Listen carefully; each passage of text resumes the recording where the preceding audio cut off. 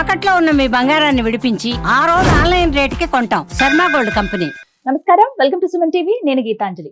శ్రీ విశ్వావసు నామ సంవత్సరం జాతక ఫలితాలు ఏ విధంగా ఉన్నాయో తెలుసుకుందాం. 12 రాశులకి సంబంధించి ఇందులో భాగంగా ద్వాదశ రాశుల్లో మొదటిదైనటువంటి మేషరాశి వారి జాతక ఫలితాలు తెలుసుకుందాం. వివరించేందుకు ప్రస్తుతం మనతో పాటు ఉన్నారు ప్రముఖ జ్యోతిష్యులు బ్రహ్మశ్రీ నందిబట్ల శ్రీహరి శర్మ గురువు గారు. వారితో మాట్లాడదాం. గురుగారు నమస్కారం అండి. వాగర్థావివ సంపృక్తౌ వాగర్థ ప్రతిపత్తయే జగతః పితరౌ వందే పార్వతీ పరమేశ్వరౌ.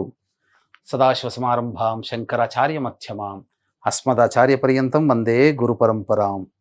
ఆదిత్యాయ చ సోమాయ మంగళాయ బుధాయ చ గురు శుక్ర శనిభ్యశ్చ రాహవే కేతవే నమః.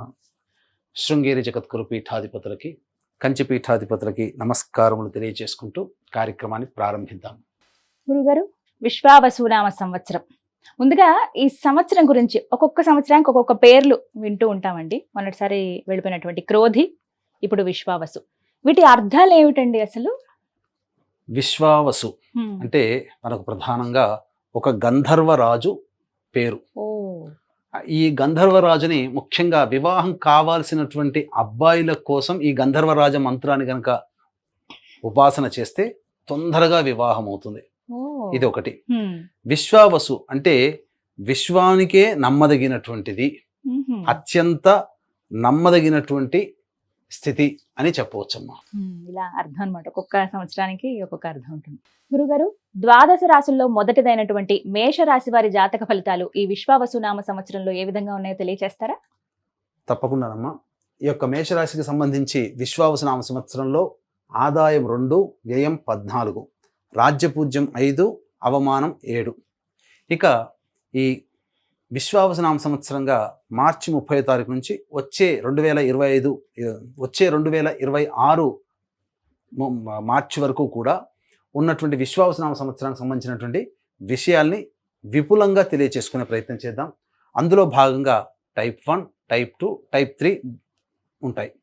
ముందుగా మనం చూసుకున్నట్లయితే గురువు మే 14వ తారీఖు నుంచి మిథున రాశిలోకి ప్రవేశం చేస్తూ సెప్టెంబర్ 27వ తారీఖు వరకు మిథున రాశిలోకి ఉంటాడు.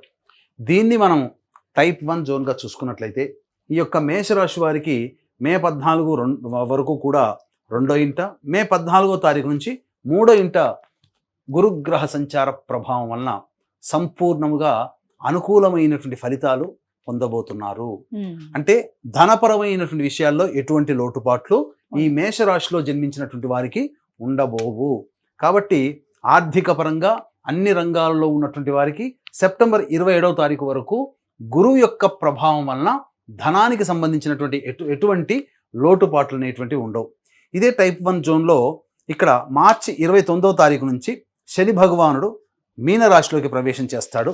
అలాగే జూలై 13వ తారీఖు రోజున మీన రాశిలోనే వక్రీకరించి ఉన్నాడు. ఈ కారణం చేత జరిగేటువంటిది ఏంటి? జూలై 13 వరకు మేషరాశిలో జన్మించినటువంటి వారికి ఏలిన నాటి శని ప్రభావం మార్చి 29వ తారీఖు నుంచి జూలై 13వ తారీఖు వరకు ఉంటుంది.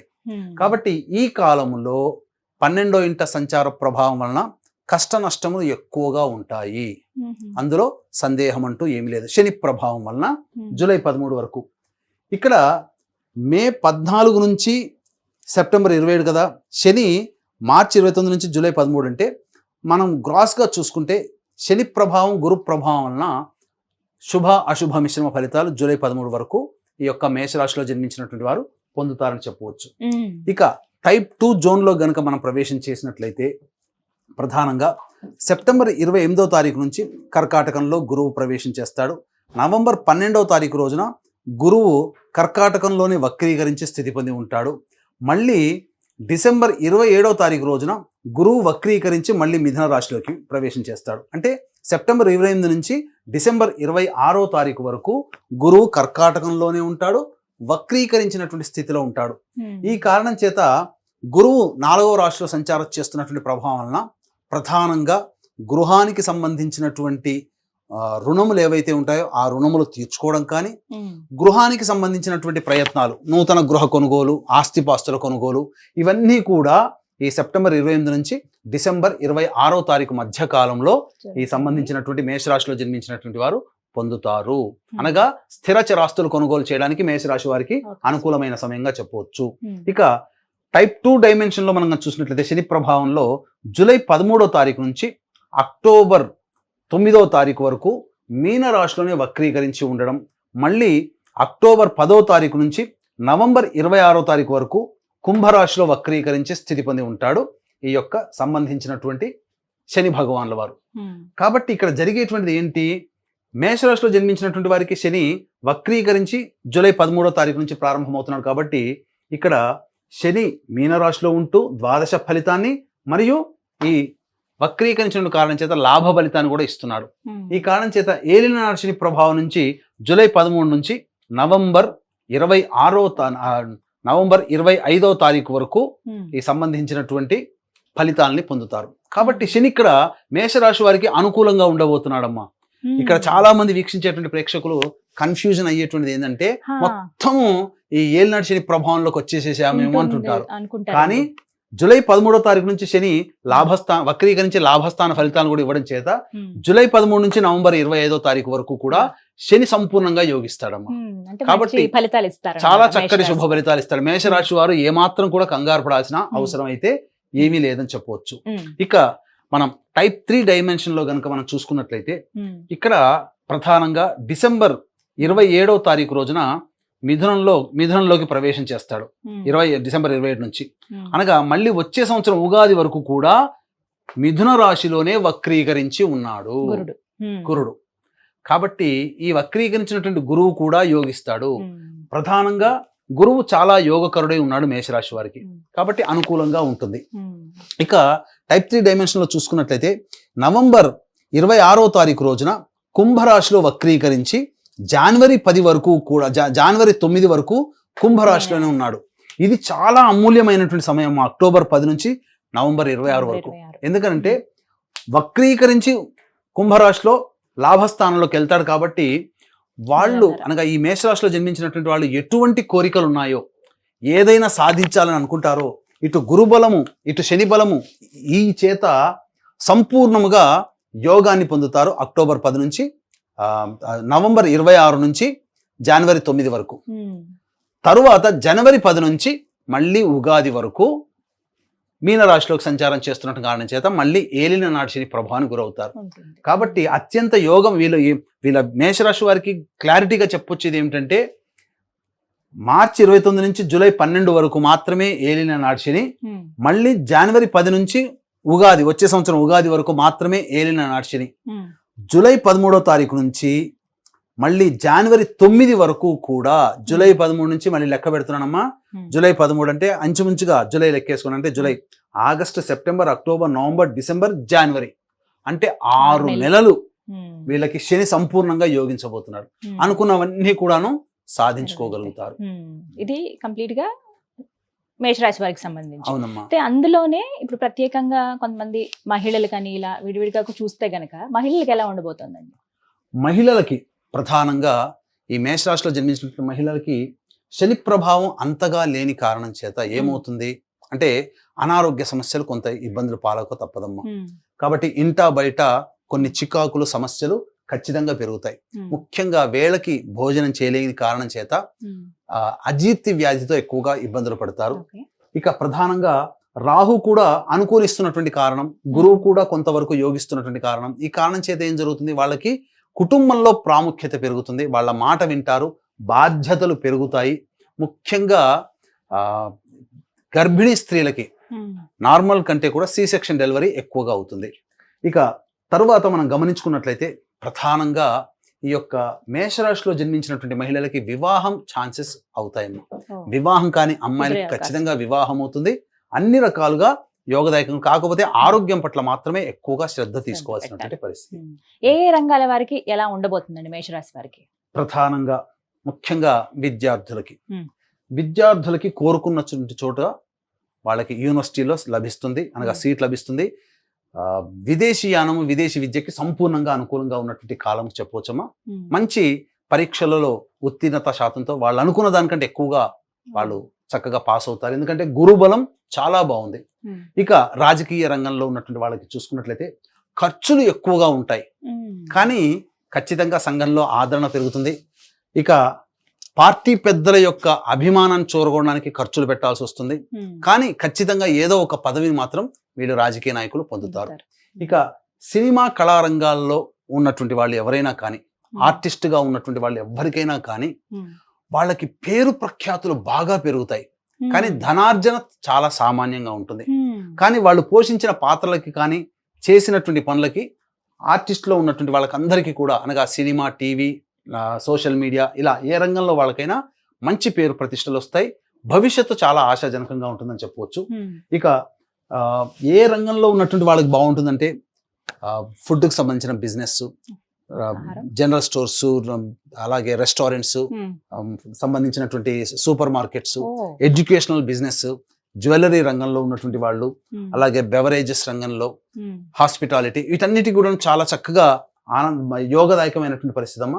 కాకపోతే ఈ మేషరాశిలో జన్మించినటువంటి వారికి ప్రధానంగా అన్ని రంగాల్లో ఉన్నటువంటి వాళ్ళకి యోగదాయకంగా ఉంటుంది, అందులో ఏమాత్రం సందేహం లేదు. కాకపోతే ప్రధానంగా ఆరోగ్యం పట్ల శ్రద్ధ వహిస్తూ మిగతా అన్ని ఏ రంగాల్లో ఉన్నటువంటి వాళ్ళకి, వివాహం కావాల్సిన అబ్బాయిలకి కూడా చక్కగా వివాహమే జరిగి తీరుతుంది. అలాగే రైతులు, ముఖ్యంగా న్యాయ సంబంధమైనటువంటి వృత్తుల్లో ఉన్నటువంటి వాళ్ళు, రియల్ ఎస్టేట్ రంగంలో ఉన్నటువంటి వాళ్ళు, వీళ్ళందరికీ కూడా మంచిగా ధనాదాయం చాలా చక్కగా ఉంటుంది. ఏమాత్రం ఇబ్బంది పడాల్సిన అవసరం లేదు. ఇక వైద్య రంగంలో ఉన్నటువంటి వాళ్ళకైతే చాలా చక్కగా ఉంటుంది. వాళ్ళు మంచి మంచి హాస్పిటల్స్లో చేరడం కానీ, లేకపోతే వాళ్ళకు ఒక కోరిక ఉంటుంది, నేను సొంతంగా హాస్పిటల్ కట్టుకోవాలని. వైద్య రంగంలో ఉన్నటువంటి వాళ్ళకి పేరు ప్రఖ్యాతులు, ఎవరైనా చిన్న స్థాయి ఉద్యోగస్తుల నుంచి పై స్థాయి వరకు అందరికీ కూడా పేరు ప్రఖ్యాతులు ఈ మేషరాశి వారికి లభించబోతున్నాయి. కాబట్టి చక్కగా సంతానం కోసం ఎదురు చూసేటువంటి వాళ్ళకి చక్కగా సంతానం కూడా ఈ మేషరాశిలో జన్మించినటువంటి వారికి ఉండబోతుంది. ఇక సంబంధించినటువంటి ఉద్యోగం ముఖ్యంగా చూసుకున్నట్లయితే ఈ ప్రభుత్వ పరంగా ఉన్నటువంటి ఉద్యోగస్తులకి చక్కగా బదిలీలతో కూడుకున్నటువంటి వ్యవహారం, వాళ్ళు విజయం పొందుతారు. ముఖ్యంగా కోర్టు కేసులు ఏవైతే ఉన్నాయో ఆ కోర్టు కేసుల్లో వీళ్ళకి అనుకూలంగా తీర్పు వస్తుంది. అలాగే ఆస్తికి సంబంధించినటువంటి వివాదాలు ఏవైతే ఉంటాయో అవన్నీ కూడా కొలిక్కి వస్తాయి, ఒక నిర్ధారణకి వస్తారు. ముఖ్యంగా నూతన వాహన ప్రాప్తి కూడా ఈ మేషరాశి వారికి ఉండబోతుందమ్మా. అన్ని రకాలుగా అనుకూలంగా ఉన్నటువంటి సమయం. కాకపోతే ఖర్చు అధికంగా పెట్టాల్సినటువంటి పరిస్థితులు కొన్ని సందర్భాల్లో ఎక్కువగా అవుతాయి. కాబట్టి గౌరవ మర్యాదలకు ఎటువంటి లోటు లేని జీవితాన్ని ఈ మేషరాశిలో జన్మించినటువంటి వారు పొందుతారని చెప్పవచ్చు. అధికంగా ఆరోగ్యపరంగా కాస్త జాగ్రత్త చక్కగా ఉంటుంది. మరి ఇంకాస్త మెరుగైన ఫలితాలు వీరు పొందాలంటే గనక ఎటువంటి పరిహారాలు చేసుకుంటే మంచిదంటారు మేషరాశి వారు? ముఖ్యంగా ఈ మేషరాశిలో జన్మించినటువంటి వారు ప్రతినిత్యము కూడా దత్తాత్రేయ ఆరాధన, మరియు వీళ్ళకి ఏదైనా సంకటం కలిగింది, ఇబ్బంది కలిగింది, వాళ్ళ నివసిస్తున్నటువంటి ఊళ్ళో గ్రామ దేవతకి ఏదైనా పని మీద వెళ్తున్నప్పుడు తల్లిదండ్రుల ఆశీర్వచనంతో పాటు గ్రామదేవత ఆశీర్వచనాన్ని కనుక తీసుకొని కనుక వెళితే ఖచ్చితంగా వీళ్ళు అనుకున్నటువంటి పనులలో పైకి వస్తారు. ఇక వీలు కుదిరినప్పుడల్లా రుద్ర అభిషేకం చేసుకోవడం, శివాభిషేకం చేసుకోవడం చాలా మంచిది. అలాగే ఈ మేషరాశిలో జన్మించినటువంటి వారికి, మేషరాశితో పాటు 12 రాశుల్లో జన్మించినటువంటి వారికి, ఎందుకంటే ఏ వ్యక్తికైనప్పటికీ కూడా షడ్భాగంతు మనుష్యాణం సప్తభాగం దైవ చింతనం. కాబట్టి 6 భాగాలు కష్టపడాలి మనిషి, 1వ భాగం దైవానికి వదిలేయాలి. కాబట్టి నిజాయితీగా జీవితంలో ఈ మేషరాశి వారి కాకుండా 12 రాశుల వారికి కూడాను అందరూ కష్టపడతారు, కానీ దైవానుగ్రహం చాలా మంది మాత్రమే పొందగలుగుతారు. కాబట్టి అందరికీ దైవానుగ్రహం అందించాలనేటువంటి సదుద్దేశంతో ఈ యొక్క మేషరాశితో పాటు 12 రాశుల్లో జన్మించినటువంటి వారికి మీ యొక్క సంకల్పం ఈ విశ్వావసునామ సంవత్సరంలో నెరవేరాలనే ఉద్దేశంతో ప్రతి నెల ఒక చక్కటి దేవతా హోమాది కార్యక్రమాలు, మీ యొక్క సంకల్ప సిద్ధి జరగడం కోసం సంకల్ప సిద్ధి హోమాలు, సర్వదోష నివారణ హోమాలు అనేటువంటివి దాదాపు 18 రకాల హోమాది కార్యక్రమాలు జరపబడుతున్నాయి. దీనికి నాంది ఏప్రిల్ 18వ తారీఖు రోజున కాశీక్షేత్రంలో ఏర్పాటు చేయడం జరుగుతుంది. కావున కాశీక్షేత్రంలో ఈ కార్యక్రమంలో జరిగేటువంటి కార్యక్రమంలో మీ గోత్రనామాలు నమోదు చేసుకోండి. సంవత్సరం పాటు ప్రతి నెల ఒక్కొక్క పుణ్యతేదీ రోజున ఈ కార్యక్రమం జరపబడుతుంది. అవకాశం ఉన్న వాళ్ళు కార్యక్రమ తదనంతరం కాంటాక్ట్ చేసి పూర్తి వివరాలు తెలుసుకోవచ్చు. గురుగారు, మరి మేషరాశి వారు ప్రత్యేకంగా ఏవైనా అంశాల పట్ల జాగ్రత్త వహించాలి అని ఉందా అండి ఈ సంవత్సరం? ఖచ్చితంగా ఈ విషయంలో జాగ్రత్త తీసుకోవాలి అని కొన్ని సమయాలు, అంటే సంవత్సరం మొత్తం అనగా విశ్వావసునామ సంవత్సరం మొత్తం కూడా కొన్ని సమయాలలో కనుక జాగ్రత్తలు పాటిస్తే, అనగా వాహనం నడిపేటప్పుడైనా కానీ, అలాగే సంబంధించినటువంటి డైట్ పాటిస్తున్నప్పుడైనా కానీ, లేదా కొన్ని సమయాల్లో అనారోగ్య సమస్యలు చేరేటువంటి అవకాశం ఉంది. కాబట్టి జాగ్రత్తగా చూసుకుంటే జూన్ 5వ తారీఖు నుంచి మనకు కర్కాటకంలోకి ప్రవేశం చేస్తాడు కుజుడు. జూన్ 5వ తారీఖు వరకు కర్కాటకంలో ఉంటాడు. కాబట్టి ఈ మార్చి 29వ తారీఖు నుంచి జూన్ 5వ తారీఖు వరకు కూడా వాహనాన్ని నడిపేటప్పుడు జాగ్రత్తలు పాటించాలి. ఆకస్మిక ప్రమాదాలు చోటు చేసుకునే అవకాశం ఉంటుంది. ఇక సెప్టెంబర్ 12 నుంచి అక్టోబర్ 25 వరకు కూడా తులారాశిలో ఉంటాడు కుజుడు. దీని ప్రభావం వలన దంపతుల మధ్య విభేదాలు ఏర్పడడం కానీ, ఎవరితో కలిసి పనిచేస్తుంటారో లేదా భాగస్వామ్య వ్యాపారం చేస్తుంటారో వాళ్ళ మధ్య వైరుధ్యాలు, పొరపచ్చాలు వచ్చే అవకాశం ఉంటుంది. కాబట్టి జాగ్రత్తలు పాటించాలి. ఇక అక్టోబర్ 26 నుంచి డిసెంబర్ 6 వరకు వృశ్చిక రాశిలో సంచారం చేస్తున్నటువంటి అష్టమ కుజ ప్రభావము చేత అనారోగ్య సమస్యలు లేదా ఏదైనా సందర్భంగా ఆపరేషన్లు జరిగేటువంటి అవకాశం ఉంటుంది. కాబట్టి ఈ విషయంలో మాత్రం జాగ్రత్తలు పాటించాలమ్మా. అలాగే గురుగారు, కొంతమంది ఉద్యోగంలో మార్పులు చేసుకోవాలనుకుంటారు. కొత్త సంవత్సరం లేకపోతే పర్టికులర్గా ఈ సమయంలో అంటూ మేము మారదామనే ఆలోచనలో ఉంటారు.